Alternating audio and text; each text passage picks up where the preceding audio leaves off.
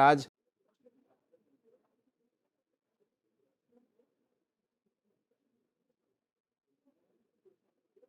Investment in market securities is subject to market risk.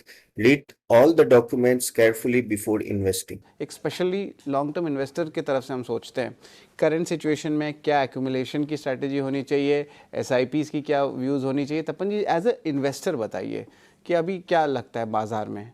आप Nifty bank को भी देख सकते हैं या कुछ चुनिंदा स्टॉक्स है, कुछ सेक्टर्स, क्या अच्छा लग रहा है करेंटली या कोई एक्शन नहीं ले, ये दोनों में से एक बताया आप।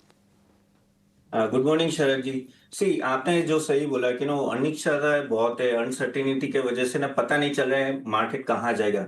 इस समय हम लोग को तो कुछ as a retail investor, as a long term player हमें तो अपॉर्चुनिटी देखनी है। कभी ना कभी अपॉर्चुनिटी आती रहती है, बहुत सारे सेक्टर्स में आ रही है। So of course buy on dip तो चलता ही रहना चाहिए, क्योंकि at the end of the day Trump क्या चाहते हैं, ईरान क्या चाहते हैं, इसराइल क्या चाहते हैं, वो हमें पता नहीं, वो हमारे कंट्रोल में भी नहीं है। तो ऐसे माहौल में ना हमें सेक्टर वाइज जाना चाहिए, कहाँ सेक्टर में अच्छा लग रहा है तो उस तरह से आपको इन्वेस्ट करना चाहिए। थोड़ा डिफेंसिव होना जरूरी है अभी, क्योंकि ऑयल कहाँ जाएगा हमें पता नहीं। ऑफ कोर्स 78 79 घूम रहा है, क्या सही में अगर यूएस, अगर वॉर की सिचुएशन होती है, यूएस इन्वॉल्व होता है ज्यादा, तो फिर प्रॉब्लम आएगी, ऑयल ऊपर भी जाए। तो उसमें आपको थोड़े सेक्टर वाइज देखना चाहिए, थोड़े डिफेंसिव में। जैसे अभी हम लोग इंश्योरेंस सेक्टर है, जो इंश्योरेंस सेक्टर ऐसा लगे कि वो डायरेक्टली इन्वॉल्व नहीं हो रहा है, तो उसमें आप देख सकते हो। जैसे उसमें भी एसबीआई इंश्योरेंस मुझे अच्छा लग रहा है ना, जिस तरह से उनका ग्रोथ आ रहा है।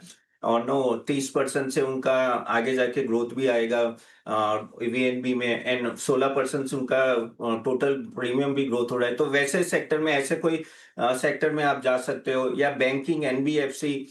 आज आपने जैसे बोला, अभिषेक जी ने बोला ना कि प्रोविजन कम की है, तो एक जो लिक्विडिटी थी 6-7 लाख करोड़ की, उसमें और इन्फ्यूजन हुआ है इंफ्रा लोन और अंडर कंस्ट्रक्शन लोन देने में। तो ऐसे में आगे जाके इन सब बड़ी दिग्गजों को भी फायदा होगा। ऑफ कोर्स वो अलग बात है वो किस तरह से क्रेडिट देते हैं, क्योंकि एनपीए के भी इश्यूज आते हैं, लेकिन लिक्विडिटी एम्पल है एनबीएफसी और बैंक्स के लिए कि यहाँ से वो आगे जाके लोन दे, तो वहां भी एक तरह से फायदा है। तो वहां आप चुनिंदा अच्छे शेयर, लार्ज कैप में भी देखे तो मुझे आईसीआईसीआई बैंक वहां अच्छा लग रहा है। तो इस तरह से आपको जाना पड़ेगा सेक्टर टू सेक्टर, एंड थोड़ा डिफेंसिव के लिए जो डायरेक्टली वॉर रिलेटेड ना हो, ऑयल के साथ इन्वॉल्व ना हो, या तो एक्सपोर्ट के रिलेटेड इन्वॉल्व ना हो, तो वो बेटर रहेगा इन्वेस्टर्स के।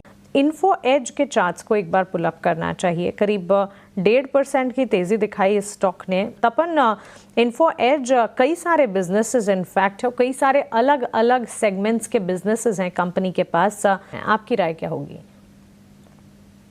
Of course no, info as एक तरह से एक बड़ा प्ले है। अगर आपको ये सब इंटरनेट कंपनी के लिए खेलना, जैसे इंटरनल में इनका शेयर है, पॉलिसी बाजार में है, मैजिक ब्रिक्स, तो काफी सारी जगह पे इनका शेयर है। और इसके वजह से क्या होता है कि इस कंपनी को अकेले नहीं देख सकते कि नौकरी का कैसा परफॉर्मेंस, हमें कंबाइन देखना पड़ता है। इसलिए हमेशा वो अनसर्टेनिटी रहती है कि यहाँ क्या होगा। लेकिन अगर बात करें तो ये जो भी बिजनेसेस है, स्कोप बड़े हैं। ऑफ कोर्स पॉलिसी बाजार का भी स्कोप बढ़ा है यहाँ से, लेकिन क्या होता है रेगुलेटरी इश्यूज आते रहते हैं। और इंटरनल में भी जिस तरह से अभी कंपटीशन आ रही है, जेप्टो, फिर बाकी सब प्लेयर्स के साथ सामने स्विगी के, तो ये सब के वजह से ना उनके भी थोड़े नंबर्स इतने आगे नहीं बढ़ रहे।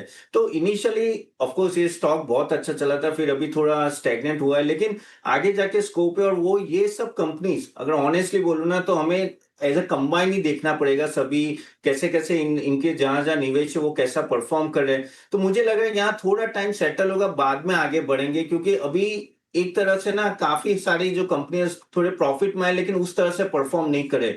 तो मुझे यहाँ लग रहा है इन्फो एज स्टॉक अच्छा है, लेकिन किसी को इन्वेस्ट करना है तो मुझे संयम रखना पड़ेगा। It will take time to go, क्योंकि अकेले नौकरी से नहीं होगा, सभी सेगमेंट एक साथ फायर हो गए तो ही होगा, और वो टाइम लगेगा, मुझे ऐसा लग रहा है।